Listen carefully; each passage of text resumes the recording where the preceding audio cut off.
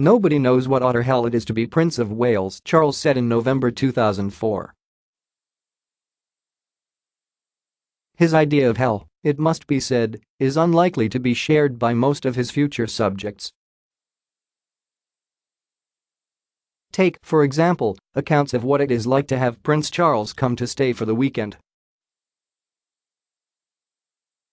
Before a visit to one friend in northeast England, he sent his staff ahead a day early with a truck carrying furniture to replace the perfectly appropriate fittings in the guest rooms. And not just the odd chest of drawers, the truck contained nothing less than Charles and Camilla's complete bedrooms, including the prince's orthopedic bed, along with his own linen. His staff had also made sure to pack a small radio, Charles's own lavatory seat, rolls of Kleenex Premium Comfort lavatory paper, Laphroaig whiskey and bottled water for both bedrooms, plus 2 landscapes of the Scottish Highlands. The next delivery to arrive was his food, organic, of course. His hosts decided, despite their enjoyment of his company, not to invite him again. Their experience was less distressing, however, than that of the family asked to host Charles for a long weekend on the Welsh borders. Over the preceding months, they'd invited many friends for the 4 meals at which he'd preside. They'd also hired staff and ordered in masses of food and flowers. But on the Friday afternoon of Charles's expected arrival, there was a call from St. James Palace to offer regrets. Under pressure of business, the prince could not arrive until Saturday morning. The following day, the same official telephoned to offer regrets for Saturday lunch, but gave the assurance that Charles would arrive for dinner. Then, that afternoon, the whole visit was cancelled due to unforeseen circumstances.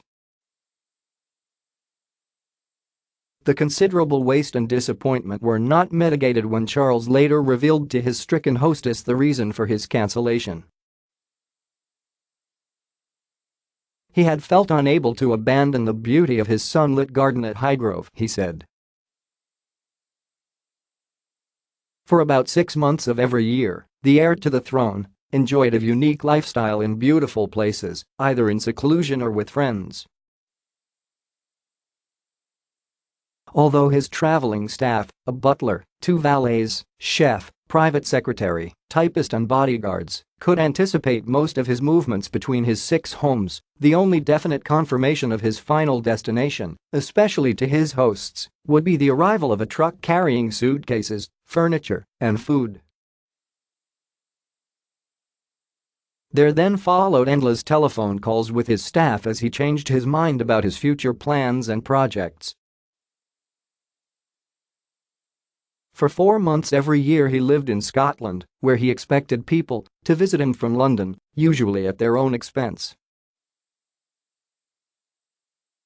Sometimes, he traveled abroad. After the death of the Queen Mother in March 2002, for instance, he flew to Greece to stay for 3 days on his own in a monastery on Mount Athos.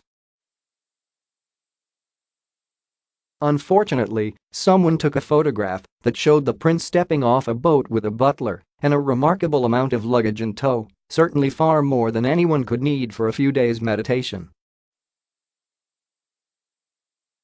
The image didn't exactly chime with the theme of the imminent Jubilee celebrations to emphasize the monarchy's relevance in modern Britain. Charles's staff could see this, even if he couldn't. Julia Cleverton, an executive on one of his charities, stuck the photo on her office wall and wrote, with risky irony, "We're off to Mount Athos with 43 pieces of luggage." The prince's other free weeks were likely to be divided between well-off friends. At Chatsworth, the 175-room home of his beloved Debo Mitford, the Duchess of Devonshire,